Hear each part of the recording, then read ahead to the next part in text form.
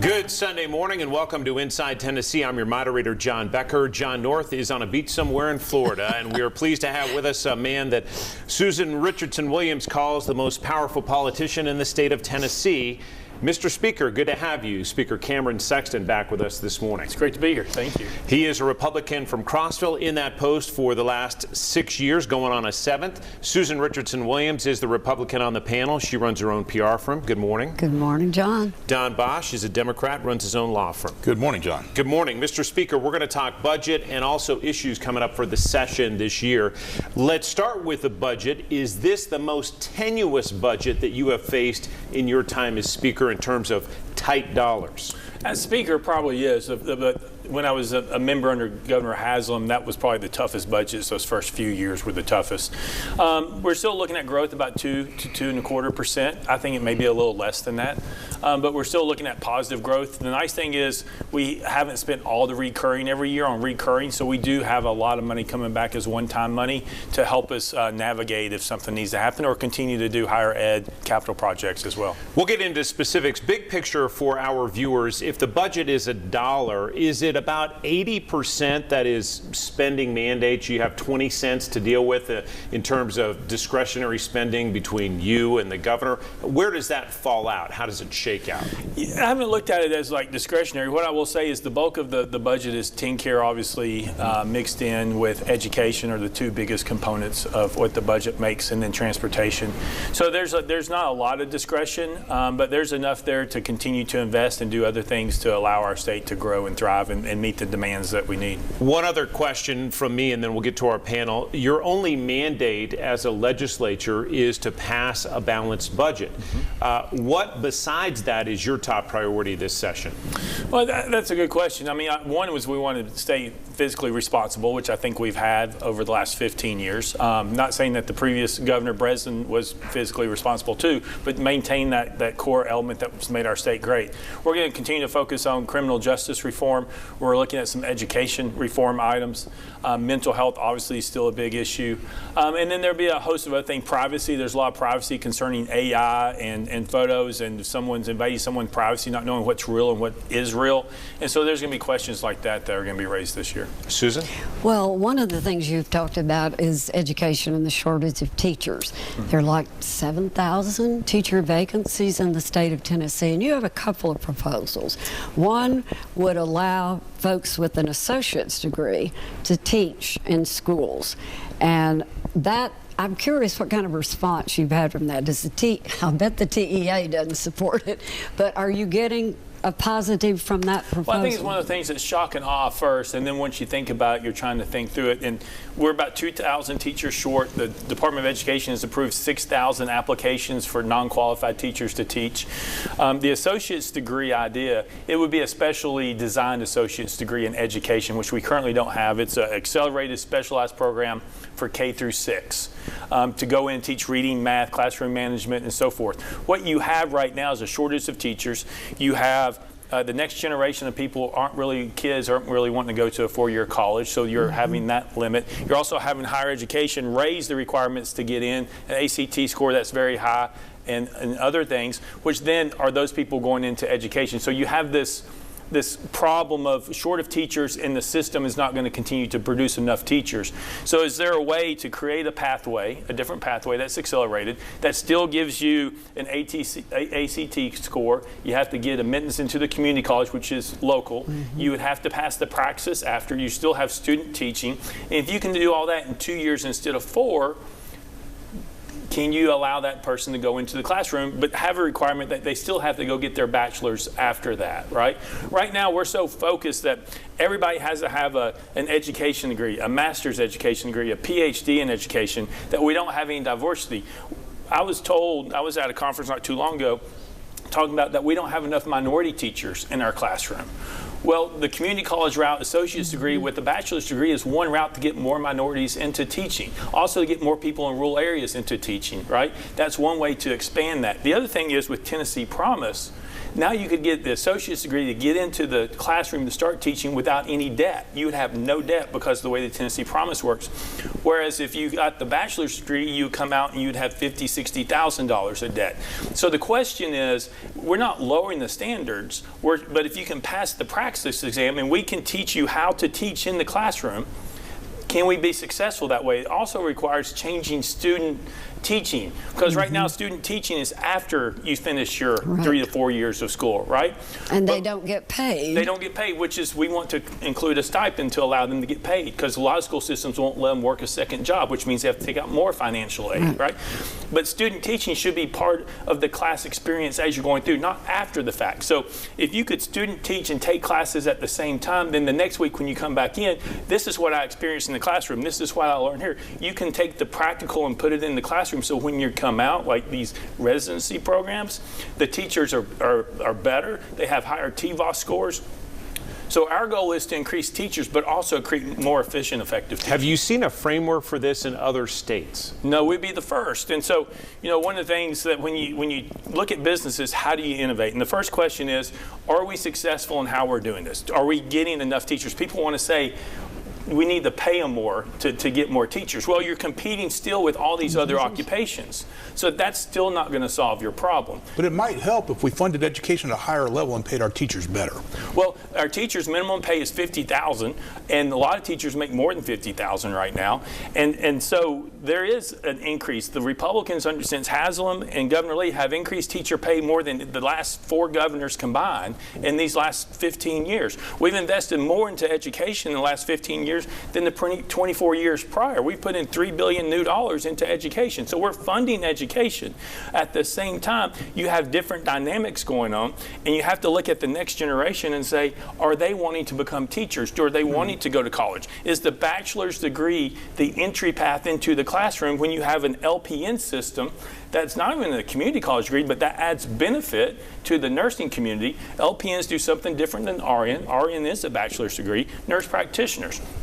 LPNs enhance the quality of health care. It doesn't take away the quality of health care. I think this can be the same way in education. We've got to take a quick break on Inside Tennessee. Talked a lot about education. We'll talk about other topics as well with the speaker right after this. The hardest thing about the legislature this year may be controlling the supermajority at the behest of Speaker Sexton. Always good to have you with us. You got 75 Republicans, 24 Democrats. It's a walkout majority, Don Bosch. Meaning, He loves saying that. meaning the Democrats can walk out. It will change. And the Republicans could still do business. Well, and we're making some headway, but we'll see. Cameron, I have to ask, the voucher issue is still of growing concern to me and many, many others. Are you worried about the utter lack of transparency in the vouchers? Who's getting them? There's some statistics that are probably coming out this week or next that show over 80% of those that receive vouchers were already in private school. The notion that this would help middle class to lower income folks really is just a mythology with the system that we've set up. And if I understand correctly, there is a proposal coming that will take all income caps off anybody vouchers, and the vouchers will be wide open. They'll go from $20,000 to whoever wants one. And there's no transparency in the program. What do you have to say to that? Well, I think you're mixing the 2 programs into one, which is what somebody did today in an article talking about the Freedom Scholarships and ESAs, and they combine them into one topic, and they're 2 totally different programs. The Freedom Scholarship is what we passed last year. It has no income caps. It has a cap on the 20,000 scholarships that are funded. Well, 10,000 of those, weren't they for people that had income qualified 4 times over the There was poverty level? 10,000 was income required, and then 10,000 were open, right?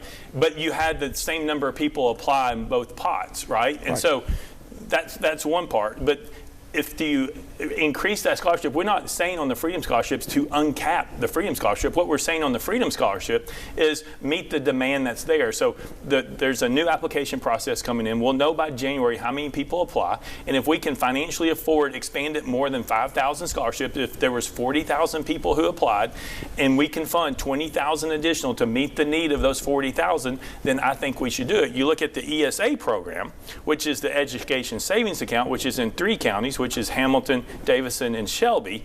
those have a cap on income, which is much lower than the cap on the Freedom Scholarship on the first 10,000. And it also has a cap on the number of scholarships being offered to 15,000. On the ESAs, what I like to do is remove the income caps and then remove the caps on how many kids can use it and just let it be happen. The ESAs are only for kids who are currently in public schools or for kids who are entering kindergarten for the first time. And the ESAs, they have to take the TCAP test as part of the ESA program.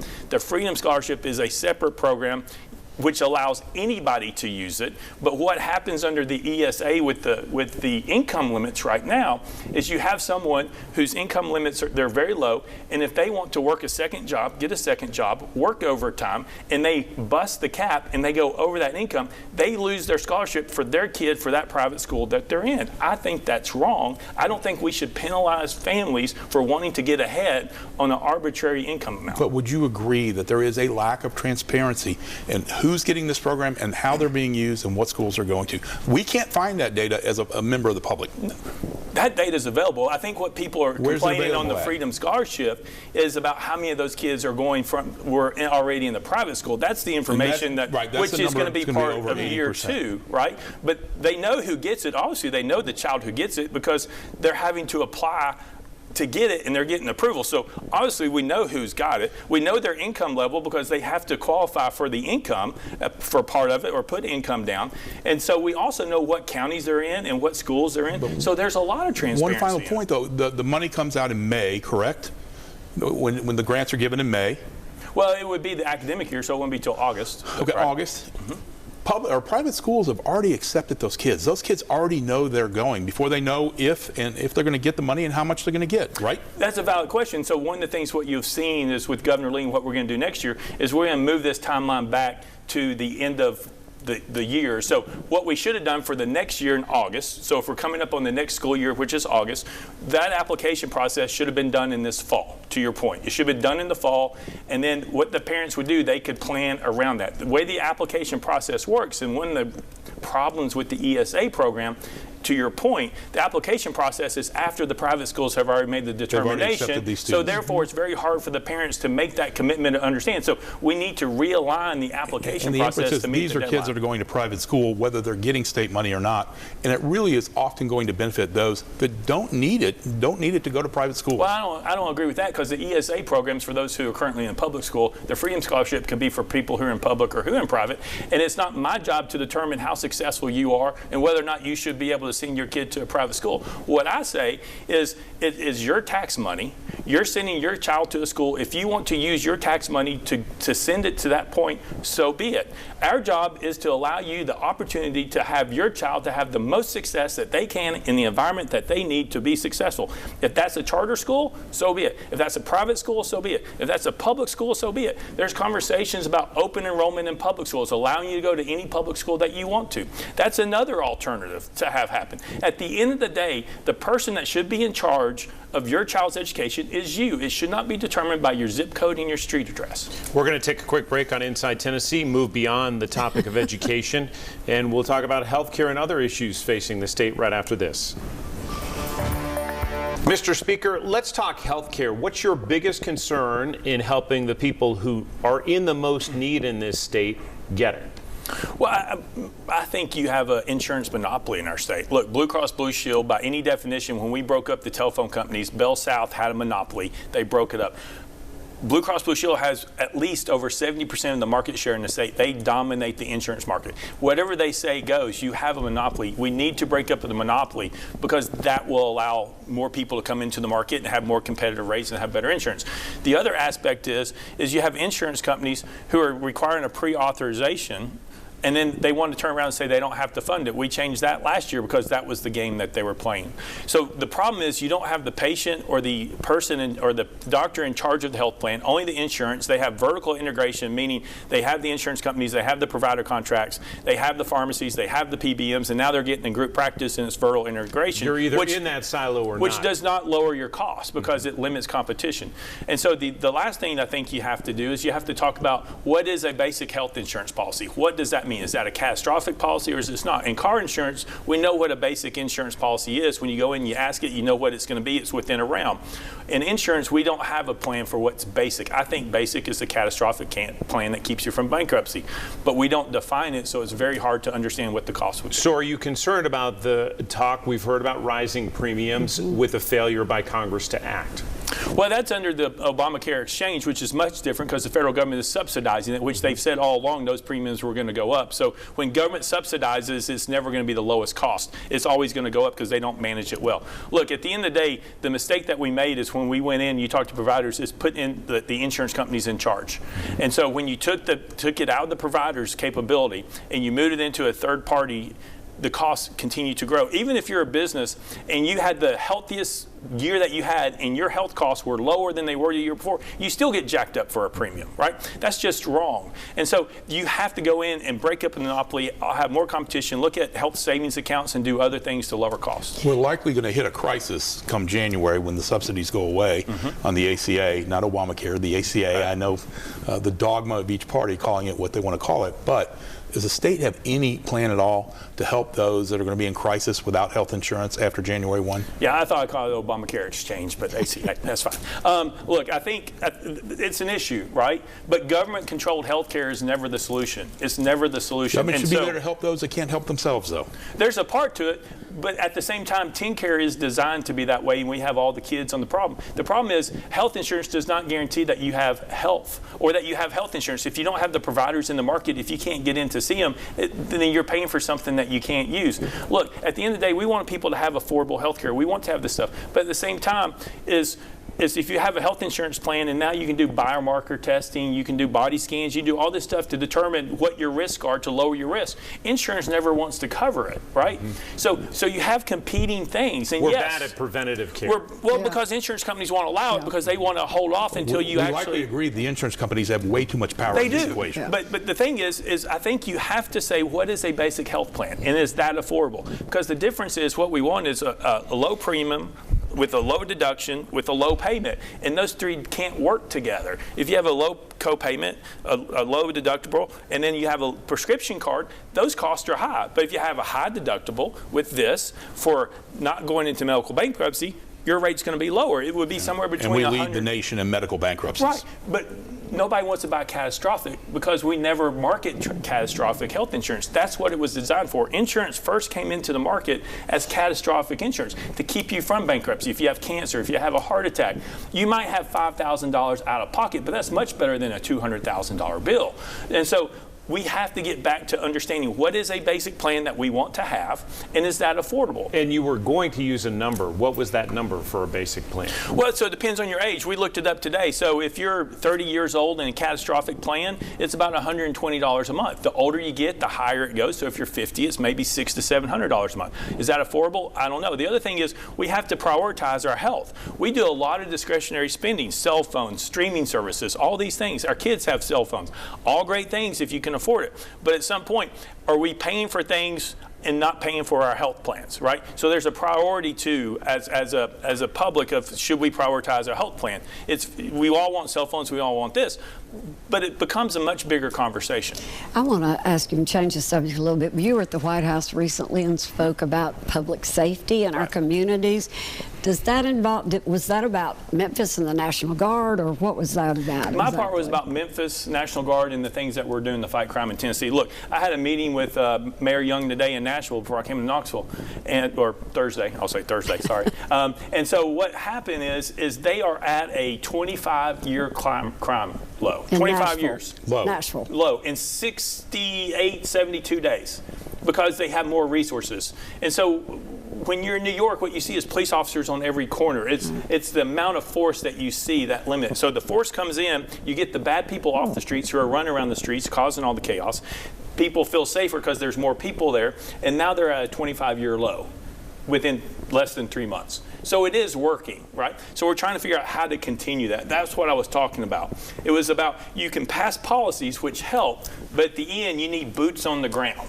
And that's the one problem Memphis had, because they've been short hundreds of police officers because for a long time, the local communities weren't backing the law enforcement officers. Now they're having the support. Now people want to stay. Now people are wanting to join. And now they're actually all working together. And so it's been a great experiment to see how you can do it and lower crime quickly without policy, but there has to be a continuation. Only about a minute left, Mr. Speaker. We've talked about health care and education for the bulk of our discussion. What's the one issue you think people should watch outside those two? Wow, that's a good question. Look, we got members, so I never know what they're going to come back and take a look at. Look, most of what we're focusing on, there's a lot of people focusing on legal immigration and some policies on that. I know we have the education bill that's hotly debated, that's still sitting there. Memphis City Schools, the takeover of Memphis City Schools, I would ask you to go look at the Houston school system that was taken over, that allowed new board to come in and new director of schools. Within 2 years, they cut the failing schools in half. In 2 more years, they think they're going to go to zero. Their success has gone through the roof, so I would be watching us on that bill to see if that's one way we want to go. That's the way I think we should go to get Memphis schools turned around. Look, at the end of the day, in the state of Tennessee, I had the thing from tourism. Nashville is the leading revenue for tourism. Sevier County is third, but only a little bit behind Memphis. And so if we can turn Memphis around as a state and we can get their revenue up and we can continue to build on it, our revenue and our projections and our economic output is going to be bigger than it ever was. And so that's why it's important to give opportunity to schools, turn schools around, solve the crime issue, continue to fund education like we have been, supporting teachers, finding other pathways to grow that community, but at the same time allowing people to make those decisions for themselves. Mr. Speaker, we appreciate the time this morning. Thanks very much. Thank you. Good luck in session. We'll certainly be in touch throughout it. We're back with our talk around right after this. It happens to be the Sunday before Christmas. Susan Williams always comes armed with some This hats. is the Republicans' idea, not the Democrats. So. All right. Well, this is a serious question despite the atmosphere despite here. This. We have seen several recent polls, including one from Vanderbilt, talk about the anxiety that people in the state of Tennessee are feeling about the economy. We're talking about the cost of health care. We're talking about repair bills to the house or the car. Susan, what kind of influence will that have on the legislature? Well, I do sense a lot of anxiety right now. The gas prices have gone down, so there's good news there. So I think people are traveling maybe more than they would have. But certainly the cost of food and health care, we have a lot of concern about that because of what's happening in the Congress. I do think there is some anxiety and angst right now. Whether or not it influences the legislature, we'll see. The rural legislators tend to dominate the General Assembly, and I think they're feeling it maybe a little more than we are in the city. So we'll see what they come up with. But yeah, I hope everyone will have a good Christmas, and I do find people are decorating and lighting more, and I think that has something to do, frankly, with some of the depression, that I think people are decorating more for Christmas than I've ever seen. Don, what's your take on the economic health of the state and where it's headed? I think we're going to have some challenges that we have not seen for many years. I think Susan hit on something about the rural legislators. That is, in large part, farming community in our state. Farming is a key element to our history, to our economy. And there's going to be a double whammy, so to speak, that the farmers are about to feel. Most small family farmers that we're used to, they're on the ACA healthcare plan. They're about to double in their premiums. And on the other side, the Trump tariffs are killing their ability to sell grain, to sell cattle, to do things. We may lose a significant portion of our farms in the state. In the next year, they will collapse. And the rural legislature, they're going to be the first people to hear about it, even though some of these problems are created top down. The folks that are out there in the state house and the state senate, they're going to hear about it, and it's going to be loud. Ag's still the #1 industry in the state. Tourism is second. Well, Bosch, you made a serious point, but it's hard to take anything you say seriously when you've got antlers. If I can overcome the antlers, I've done a good job this morning. Susan, we thank you. We hope you have a Merry Christmas, and also stay tuned. These guys near the end of the year will make their Man and Woman and Politician of the Year, as well as their predictions for 2026. And Merry Christmas and Merry Happy Christmas. Holidays.